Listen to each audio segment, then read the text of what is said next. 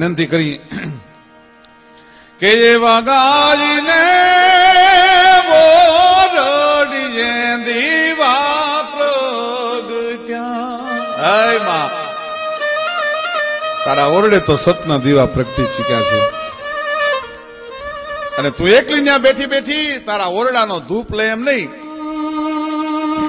પણ 84 ચારણું ધૂપ લેવાને જાજ રે રાજ આલુરની રૂપ મારી સંકટ પડે ને વેલી ગાવજે. તને જ્ઞાતિના બંધન ન હોય, તને આયર હોય, કાઠી હોય, ક્ષત્રિય હોય, રાજપૂત હોય, હરિજન હોય, પટેલ હોય, ભરવાડો હોય, રબારી હોય, સાધુ હોય કે દુનિયાનો કોઈ પણ માણસ હોય, એમાં તને તો બધાય છોરો હરખા છે, તે કોઈ દી ભેદભાવ નથી કર્યો. હે રૂપલાઈ, દુનિયાનો કોઈ પણ માણસ અમે વિનંતી કરી છીએ કે તારી પાસે જે કાંઈ દુઃખ લઈને આવે પણ માડી તારા છોરું ને તારો આશરો એ જોજે રૂપલમાં એનો વાલનો વાકો થાય રે ગાલુરની રૂપ.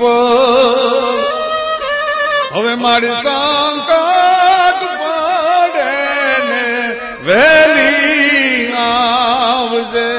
આલુરની રૂપલમાં સંકટ પડે ને વેલી આવજે. તને તો તારા છોરોને તારા બિરદની પડી હોય માં, તારો ચાપ લઈને બેઠા હોય અને તું તો એવી વિશ્વવ્યાપક છો માં કે માડી તારો ભેળિયો રે ફરકે ને જીવ જાગતા. હે રૂપલાય, તારા ભેળિયાના લોબડીના છેડામાં છે ને આખા બ્રહ્માંડને હંકેલી લેવાની તાકાત છે. જ્યાં સુધી ફરકતો રહેશે ત્યાં સુધી આખું વિશ્વ જીવતું રહેશે. આજે જ મોબાઈલ ઉપર રૂપલાએ આ ભેળિયો સાંભળ્યો અને બહુ ગમ્યો, એટલા માટે આ રેકોર્ડિંગમાં એક કડી હું ગાઉં છું કે માડી તારો ભેળિયો રે ફરકે ને જીવ જાગતા અને માડીએ ને કંકેલે જન્મ તો ઊંઘી જાય. એ રૂપલમાં તમણો ભેળિયો અને માડીએ ને સૂરજે ધવલે રે જાગે અને માડીએ ને ચાંદલીજે એ હંભારી પાણજો ને પાયા.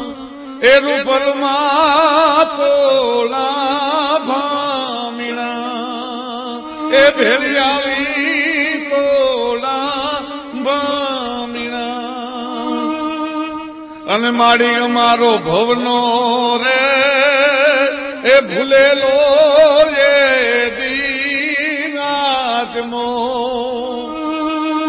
પણ માડી તે તો ખોળ લે રે એ બિહાડીને પાંસડાથી ધ્યા. એ રૂપલમાં તોલા બામીના એ ભેળિયાવી તો